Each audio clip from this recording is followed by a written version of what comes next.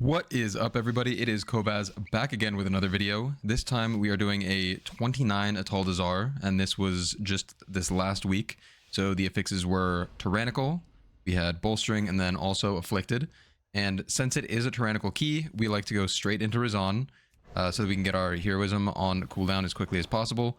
On fortified weeks, we like to just go straight to the left and get our hero on a big trash pull. But since it is tyrannical, the bosses are going to take a while, and so we want to get the hero on a boss whenever it's possible. We're, of course, going to be pulling the Sards into this pack. The Sards don't really do much, it just saves time. And with our comp, we have pretty decent funnel. So outside of my cooldowns, I may or may not refresh Beast Cleave as often. And that's just because the more mobs that we have up, the more damage that our Enhance does to the boss. It's not always going to be about your overall damage in these keys. It's pretty different from, you know, if you're just doing 20s with friends or you're pushing 25s and the timer isn't really an issue. It's more just an execution check. On these higher keys, not so much Fall and Atal'Dazar, but especially on, you know, keys like Rise or Thrown at the Tides, where the timer can be a little bit tight. You need to do damage in a way that's the most beneficial for the group and not necessarily just do as much damage as possible. And on this boss, whenever it's possible, if a DPS gets the fixate and they have no way to drop it for themselves, just have somebody else shadow meld it. I talked about this in my previous AD video that was only a 27. This one's a new personal best for us, but obviously feign, you can just feign, it stops the channel. Vanish, you can just vanish, it'll stop the pursuit on you. But shadow meld works in a kind of strange way on this boss, where if anyone in the group shadow melds when the boss is pursuing, it'll drop its fixate on anybody in the group. So if it fixates, let's say the enhancement shaman here, and the rogue, the night elf rogue, shadow melds after he's fixated, then the fixate stops on the shaman. So ideally, we would save our shadow melds for every time it's on the shaman, because the rogue will always be able to vanish for himself. I will always be able to feign for myself. And it's not the biggest deal if, you know, the healer or tank isn't actually hitting the boss. So Shadow Meld has a long enough cooldown that we can't just use it on every set. And then if we don't have Shadow Meld and it goes on the Enhancement Shaman again, then we're just going to be using a bop in that case. So right here, you can see that the pursuit is on the rogue. So the rogue just walks far enough out of range that he's for sure not going to get eaten immediately. And then he vanishes. His vanish wasn't on off cooldown right at the start there, so that's why there was a little bit of a delay. And then do be careful. You can't feign or vanish when the boss is in the middle of his cast. He has to be actually pursuing you. So he has a cast at the start of the pursuit. Don't feign during that. It won't do anything. Wait until the first cast finishes. Then hit your feign or your vanish or anything similar. And go from there. So let's see if this one goes on me. This one goes on the shaman, so he's moving out so he doesn't get eaten instantly. And then you can see right there, the fixate ended, and that's because the rogue used his shadow meld. But other than that, this boss is pretty simple. You can tell that a boss is super simple when groups are just finding as many ways to pull as much trash in with the boss as possible. So as you saw at the start, we pulled all the Sards in, and it's because the boss doesn't have that much going on. It's not a scary boss at all. And then halfway through, when the pursuit was on a tank or healer, we just had the pursuit channel and walked the boss all the way over here so that we could pull the Sky Screamers in and we could just be cleaving them down as well, because it's just one of those things. There's no downside to it, assuming you have the kicks. It's not like this boss has constant AoE damage or any especially intense mechanics that require brain power. If you can't pull this boss and get 2 kicks every, you know, 12 seconds, then you have bigger problems in your key than the timer, frankly. But you know, that's okay, because I used to be that way when Mythic Plus first came out. But I would definitely be looking to make some changes if that's going to be a struggle point for your group, because when you get to higher keys where any one of these casts going off in any trash pack is going to kill at least one person, then not being able to coordinate 2 kicks is going to be a really, really big problem. And now that the boss is dead, our timer wasn't especially good on Rezan. Could have been quicker. I probably could have done more boss damage, but we're going to go do that first left pull that on fortified weeks you want to do with your heroism. and you can see that the entire group is staying in melee. And then I'm not sure if you can see it, but there's a black ox statue. You're going to see them dashed shortly. Yep, right there. And the reason for that is the juggernauts will always prioritize something at range for their charge. It does not have to be a player. So if there is nothing outside of melee range, then they just dash at anyone random in melee, and it's a lot of damage. But if there's anything, it could be like hunter pets, it could be mage mirror images, it can be a monk statue, anything like that outside of the group, and you can just all stack in melee, and all you have to do is get kicks on pretty much all of these trash packs, and it's very, very simple. Especially with this having been figured out, I don't think there's ever a reason to go to the right side with all the honor guards. They just do a shitload of damage, especially on high keys, and they're just a pain. Like for the count, it's not worth it. So if you don't have somebody that can just put something out in range like this, there are two other ways to do it. One option is to just have one of your players bait it. Resto druids are pretty good for that because they can get a decent amount of their healing off while they're running back and forth. BM hunters are also pretty good for it. You just have to be aware of when they start their charge, because the way the juggernauts work is that they choose a player and start their cast, and that moment when they choose the player is when the location of the charge is also determined. So what can happen is, let's say that you're moving back and forth like this, trying to bait the charges and dodge, right? If right here is when the mob starts its cast on you and you're going this way, and then you turn directions and the charge actually finishes right here, it's going to hit you even though you're constantly moving.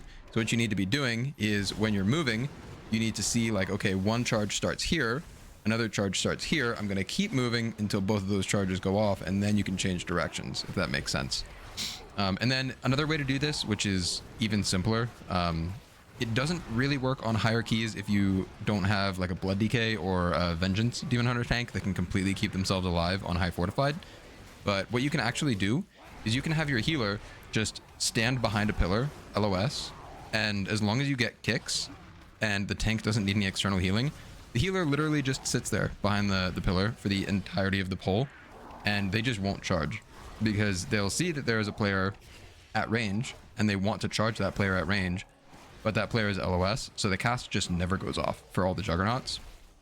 You do still have to get kicks on everything else. Those casts still go off like normal, but the juggernauts are the only real problem in these packs if you don't have a way to handle them. So the healer would literally just stand behind that big pillar that's behind us for that pull and just AFK essentially. And you see a lot of groups doing this on really high keys, like, you know, 30 ADs, 31 ADs, and it's kind of crazy that the best strategy for those keys is to just have one person not play the game. And the reason for that is a lot of these high keys use a Disc Priest instead of like a Mistweaver Monk or a Resto Druid or something like that.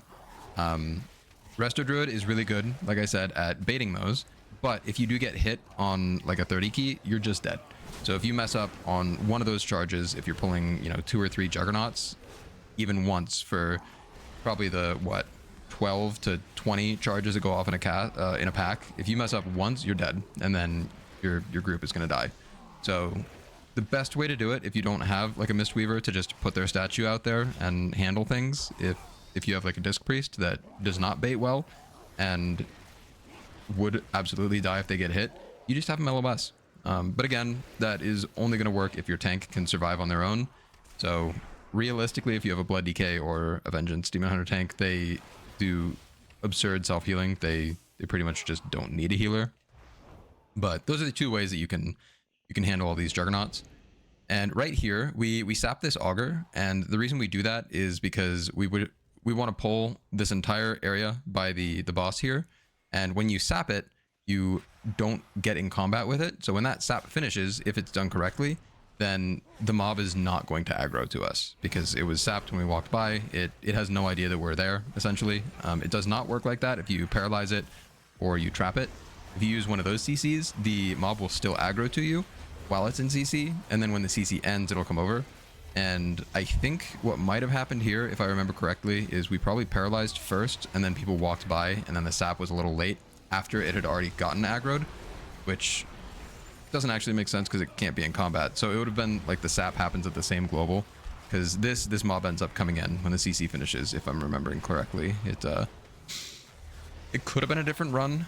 We did have a couple of 29 ADs this week, but we'll see. So the reason we do that is we just don't need that auger for count, and it's a pain to be kicking it and dragging it all the way into the trash pack, so we just sap it and move on. Yep, so here it comes.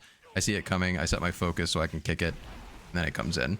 And make sure we get another kick there, the fiery enchant, and then it's grouped up, and no big deal.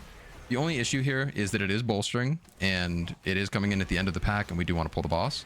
And so we're still going to pull the boss with this auger, but it's just very important that we're actually getting kicks on like the wildfires. It wouldn't necessarily be an issue for the tank if those went off normally, but since it is so bolstered, we need to be making sure that we get every kick. And then this boss, you know, it's kind of a theme with AD, is it's super free all the way up until Yazma, and then like the entire key is decided on that last boss there. So this boss, just like Rezan, it's super simple. Just make sure you have a defensive for every one of these transfusions when you step in the blood. It is a lot of damage. So right here you can see I use my 40% wall, and I am still almost dying. And that's like the strongest cooldown that I have defensively. Turtle can be argued that it's stronger, but the way that Turtle works with a lot of these things is that it doesn't actually give you the immunity because they go through Turtle, like the transfusion. And that's good because you want the transfusion to still hit you, because the transfusion is what does so much damage to the boss when she's sucking your blood or soul out or whatever, but then you have the tainted blood in you. That's what does damage to the boss. You can see it's at 50% here, and then it just ticks down real quick. So really this boss is just survive and let the transfusions kill the boss. But as I was saying, it's a good thing that Turtle doesn't work as an immune on this boss, because then you would lose damage. But what that means is it's only a 30% damage reduction. So on this boss especially, just make sure you rotate your defensives well. You'll be totally fine. There are a lot of keys that, you know, it comes down to the timer. It's not just a mechanics check. It's a, can we do all these mechanics, survive, and do enough damage to time the key? AD is not one of those. Same with Galakrond's Fall, not one of those. And that's another thing that kind of sucks about Turtle, is you can see I still have the debuff right here. Since I had that immunity, you know, quote unquote immunity, I was still taking damage, but it did immune the part where the boss takes the tainted blood debuff off of me when she's doing that mechanic. And so I would have died right there. I actually am running a cheat death trinket for this dungeon because, like I said, I know it's not going to be down to the timer, and it's just going to be Yazma. She hits really hard, especially on a tyrannical 29. And so I'm actually running like a fully defensive build here. I have the cheat death trinket, which can proc once every 8 minutes. And then I'm also running my choker of shielding, which is an embellished item that you can craft. It goes in the neck slot, and that just gives you a shield. It's a 3-minute cooldown, and the shield is based on how many gems you have. So the more gem slots you have, the stronger the shield. Mine, I think, is like 360k shielding right now. If I had one more gem in my bracers, I think it would be up to 400k for the shield, a little bit more than. So I'm using that. I'm using the tank trinket, and I actually also put on a versatility ring that's just like 1,000 verse, the Thorn Woven Band, I think it is. And reason being, damage in this key does not really matter. The second boss kills herself. The first boss, you know, it might take a little longer, but the timer is going to be the issue. And it's really just, this entire key is planning for the end. It's just planning for Yazma, because that is where the key has a good reason to fall apart. Blizzard realized pretty early on that AD was much easier than a lot of these other keys, and the way that they decided to balance it, which I think is a pretty unfun way for them to have done it, but it did need some sort of buff. The way that they decided to do that was they just made the Racking Pain on the last boss not kickable. And it used to be that it would cast and you would just have a kick rotation on the last boss, and the only real damage that you would take on that boss was if you walked into a spider that's fixated on you, or during the soul rend cast, where she pulls all your souls out and they run towards the boss. And when that was the case, the boss was super easy, because as far as spiders go, as long as you do the boss correctly and follow the tank around, you're not baiting the spiders in the wrong spot, it's pretty hard to mess that up. if you're in a coordinated group, that is. And then you could just rotate your defensives for the Soul Rend cast, and it was easy. Pretty much everybody has enough defensives, and if they don't, like, you know, Enhancement Shaman only has the one defensive. But they can get, you know, Chi Cocoon, they can get Life Cocoon, they can get Blessing of Sacrifice, they can get Spell Warded, like all these different options for externals that you can put on someone that doesn't have a lot of defensives. And then you can kill that boss super easy. But now the Racking Pain cast cannot be kicked. It's going off and it does a ton of damage. And so you have to use a defensive pretty much every time you get targeted by one of those. And so if you're unlucky and you get targeted by, you know, 2-3 Racking Pains pretty close together, and then you also have to use a defensive for the Soul Rend, you're just going to run out of offensives, and pretty soon the next Racking Pain that hits you is just going to kill you, or you're not going to have one for the Soul Rend when it comes out, and that's just going to kill you. So we're planning on using 0 battle reses throughout this entire key until we get to Yazma, just in case, you know, there's a mishap like that. And that's why I take the Joker shielding, just in case I get unlucky RNG and have a lot of Yazma casts on me back to back to back. And it's also why I have the cheat death trinket. So again, if something goes wrong, I don't have a defensive, it's essentially just a free battle res, because, and it's not really free because I lose a DPS trinket, but in this case where we don't need the damage, I don't mind losing, gosh, what is it? Trinket is about 3% overall damage to swap, and then the embellishment is another like 3 to 4%. So it's 6 to 7% overall damage that I'm losing in this key just to survive. Which in a lot of keys you cannot get away with. Because, you know, good luck timing a Murazon's Rise or something if one of your DPS is doing 7% less damage. It's not gonna happen. But for here, we're absolutely just wanting to time the key, and I will take it. If it's possible for you guys to get it, the Rage Heart trinket from Farok is actually a really good alternative when it comes to getting defensive. Again, you're going to lose damage overall, but that trinket is so much better than the defensive options I have here. If I was using that trinket, then I would not have to use my tank cheat death trinket. I would still lose damage using the Rage Heart, but the Rage Heart is strong enough that I would not have to have the cheat death trinket plus the choker of shielding. Because right now I have 2 slots that would normally be a really, really high impact damage slot, a trinket, and then an embellishment that are both going towards being tanky. If you have the Rage Heart trinket from Farok, then you just need to lose the one. And it does actually still do pretty decent damage. So the way the Rage Heart works on the Farok trinket is it has versatility, like just a stat stick versatility, and then it's a tank trinket. So when you use it, it's only a 1.5-minute cooldown, and it shields you for something like 900,000 damage. It does have a downside in that after the shield, you know, a couple seconds in, it'll start ticking you for like 80,000 damage every second or two. But that damage that ticks, it does not eat the whole shield, and it's only a 1.5-minute cooldown. So especially for where most people struggle with survivability, it's those big singular hits that just essentially one-shot you. Having another cooldown that's only a 1.5 minutes to guarantee that you do not get killed by any of these casts is huge. And sure, like, you use that trinket, it shields you for 900k. Let's say that, you know, after the hit, it would have been, you know, well, we'll just say it would have been 1 million, right? The hit from the boss would have been 1 million. It takes the full shield, and then you still lose a little bit of health. And so when the trinket does start ticking you for damage after, you do take that damage. It doesn't go into the shield, but your healer can heal that. Like, that's a dot. There's counterplay to that. But just getting one shot, the only counterplay is have an external so that your effective HP is higher than the hit.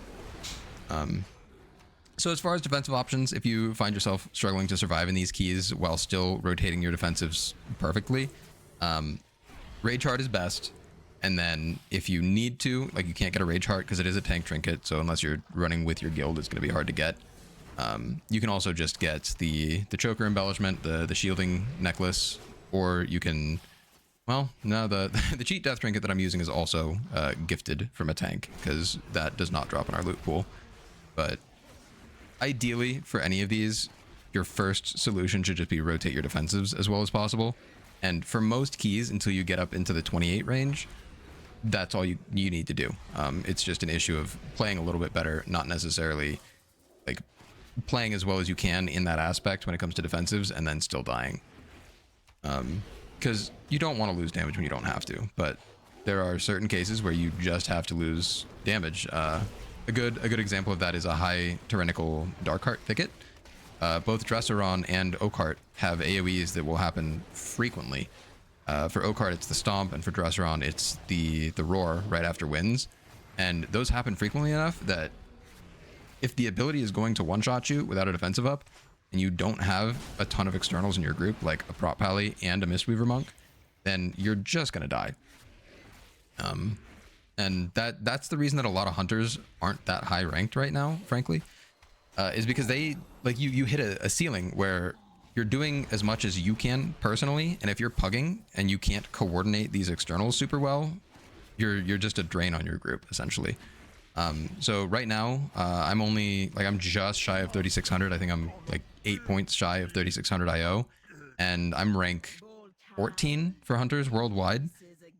If you look at something like a Mistweaver monk that's pretty tanky relative to hunters, if you're a 3600 Mistweaver or a 3600 rogue or something like that, like I'm rank 10 or rank 14 with that IO. They're like rank 80 or 90.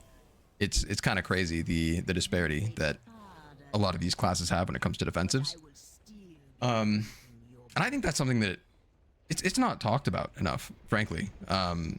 Everyone's always looking at damage disparity, and it's like, oh, the damage balance this, the damage balance that, like, oh, these are so weak in AoE, these are so weak in single target. And especially when it comes to content like this, I think that the disparity when it comes to survivability for different classes is so much bigger than it is for damage. And it's also so much easier to see. Because, you know, like, if you just look at the overall damage for all these keys that I do with my enhancement shaman friend, like, I'm above him on overall damage pretty much every time. I would say 95% of keys, at least. I'm higher than him on overall damage. But guess what? That doesn't really matter. Because he's doing priority damage, and so he's doing more damage to bosses. He has funnel, so the most dangerous mob in every pack, he's doing more damage to them. And so, yeah, I do more overall. When it comes to actual useful damage in the key, he's probably doing more useful damage than I am. But then when it comes to survivability, you know, you look at something like a rogue or a mage versus a hunter or enhancement shaman, and like, it's just night and day. The rogue is going to live every time, the mage is going to live every time, and the shaman is either going to use his wall, which is a pretty long cooldown, or he's going to sit in Ghost Wolf for like 4 seconds before the mechanic hits to slowly ramp up that damage reduction. And it's just kind of nuts. So, like I said, the entirety of this key, I've just been yapping away because there's not really much to talk about until we get to this boss. And there are two abilities that you have to have a defensive for every one of them, and that's Soul Rend, which is happening right here, and then Racking Pain if she targets you. Racking Pain, it has a big initial hit, and I think on this level with the things that I'm running, which is a lot of versatility, it leaves me with like 5% HP, but then it also ticks every 2 seconds for something like 35% of my HP. So the initial hit will not kill me, but I need to make sure that I have a defensive for the follow-up because the ticks really hurt. And then there's the Soul Rend, which is just a really big hit. And there is a little bit of follow-up damage, but that one will just straight one-shot you if you don't have a defensive up. And so right here you can see the group is just stacking. We tried to communicate. I fucked up. We were going to maybe avoid the spiders. And then we were like, no, just dodge the spiders, still place them in that corner. And I was already dodging the spiders. So ideally you have those stacked up every time, but not the biggest deal. And for us, our hopes, our dreams right here is that every Racking Pain cast goes on the rogue or the Mistweaver monk, essentially, because they have so many cooldowns to go through that, you know, if it targets the shaman like it is right here, like 3 times in a row, he's just gonna die. And so right there, the healer used a leaf on him. It's a healer trinket that puts a shield. You could see the shaman got a shield right before the hit. And now the shaman has no defensives and he needs something else for this. And so our healer used another cooldown for the shaman so he didn't die. Actually, I think the shaman just Ghost Wolfed that one because I'm looking at the healer's cooldowns and he did not. Yeah, he didn't Life Cocoon. He might have used his Chi Cocoon instead. But that's all this boss is stand with your tank, do loops around the room so that the spiders don't kill you, and make sure that you have a defensive for every ability that's going to hit you. So here's a Racking Pain, it's on the rogue, and he just cloaks, no big deal. And the reason he used cloak instead of just like feint is because there's a soul rend coming up right here, and he just wants to be high health for the soul rend, so he's just avoiding the dot completely. And right there you can see I asked for an external because I was low. I don't have my choker, I don't have my bear fort, I don't have turtle, I don't have survival of the fittest, and so I'm gonna die there if I don't ask for a sack. But now you can see I'm gonna be fine for the next like 4 casts that go on me, because my shield necklace just came off cooldown, my survival of the fittest came off cooldown, my bear fort's off cooldown in 10 seconds, and then my turtle is off cooldown in 30 seconds. And so now I can just rotate through all 4 of those for the next 4 casts. And right here you can see it goes on the shaman. We actually, it looks like we overlapped on the shaman because he used his wall and his health did not move, which means we used more than we needed to on him, which is unfortunate. But that's the entire boss right there. You just run circles around the room, killing these ads, don't get hit by spiders, and and the rogue. I'm not even sure what happened to him there.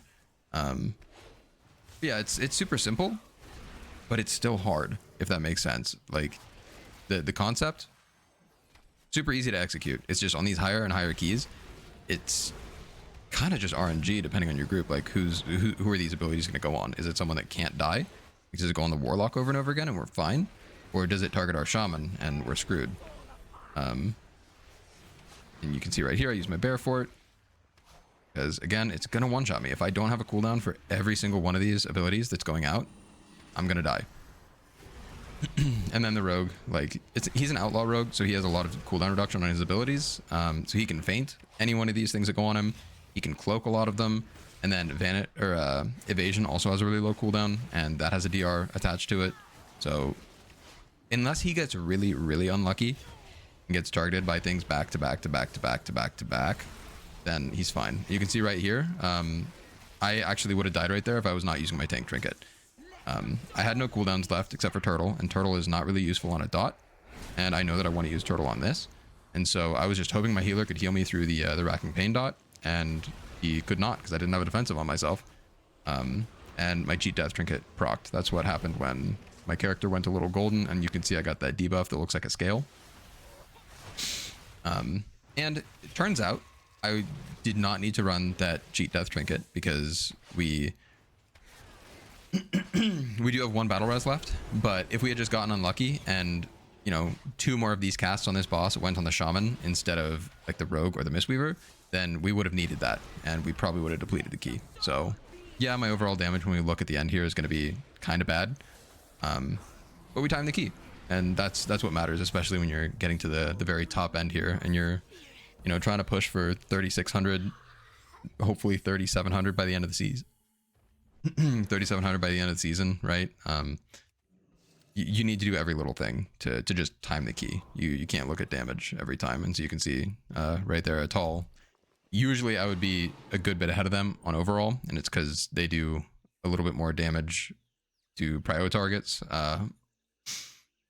But yeah, pretty good key, and you can see we've got a 29 Blackrook timed, 29 Atal timed, 28 Fall, 28 Waycrest, 28 Darkheart, and then just 27s for the rest. I have not had as much time these last weeks to play as I would like, and so I have pretty decent keys for a lot of these, but my IO is a good 10-15 lower than it should be, because like Throne, on Fortified, I think I only have a 26 or a 25 at this point, so like that's a lot of IO that I can just collect there.